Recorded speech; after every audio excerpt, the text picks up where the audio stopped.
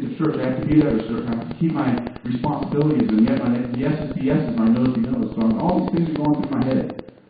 And I start to pull over to the left turn lane to go around, and it says no U-turn. So I'm like, oh, that's it. I don't have to go see him. I made up an excuse. I stop. And I get out to the next turn lane, and I go to proceed to make a right on the street to go to church, and I'm driving, and I'm just cruising along, worship songs going, probably Chris Tomlin on the radio, how great is our God, and I'm thinking, Jesus stops me right then, and the Holy Spirit just checks my spirit. He says, bam! Who are you to say that you don't have time for my children? Right? Who are you to say that you don't have time for my children? Did I ever say that to you? Did I say that I was too busy? Is God ever too busy for us? No. 24/7, 365 days a year, He's up there waiting for you guys to pray. Come on. He's got angels that take His presence up. They're actually waiting, thousands of legions. They're waiting to minister to you. Angels were made for you, to minister to you, to guard you, to serve you. That's why Satan rebelled, because he didn't want to minister to humans. He thought he was better. He was the lead worship guy. He had temples and symbols in his body. He was the perfection of worship.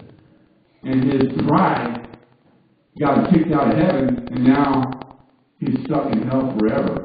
And he's trying to ruin everybody else's life.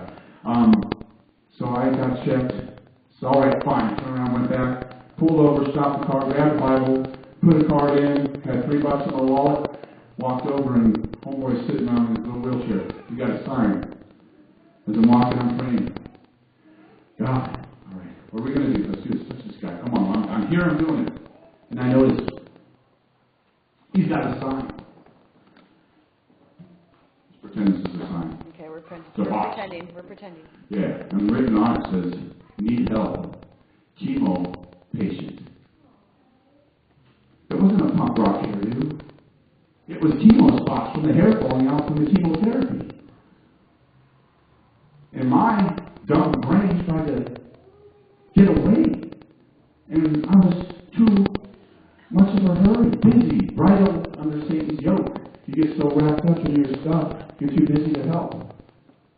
So I cross the street, and I go up and I say, hey bro, I saw you sitting here, and I think, man, what's going on? I just asked him how it's going. And I'm trying to demonstrate to you guys how easy it is to reach out to touch people, because it's not our job to just sit here in church and listen to Scott preach, or here's a message from Pastor Anthony, or just dancing around about Jesus and all that stuff. Like, it's our job to go out in the community and help people, right? That's what we're supposed to do. Share what God has done. Like that song earlier said, that there is revival coming to this town. Revival is only going to happen if we do the work. Seriously. And take the time to stop. Well, actually, take the time to listen, stop, and then pray.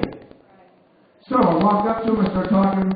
I was in a class, sorry, Pastor Anthony, at the Rock, OSL. I was in level 3. It's a discipleship class that they have. Somehow the Rock came up.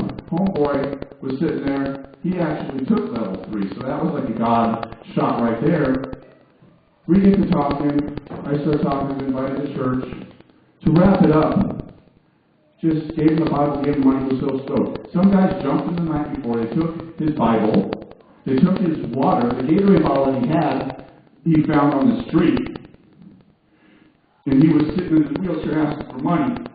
He says, I should go to church. I said, I'll put that wheelchair on top of my leg and I'll take you to church. But he was reluctant because he was stuck in his sin.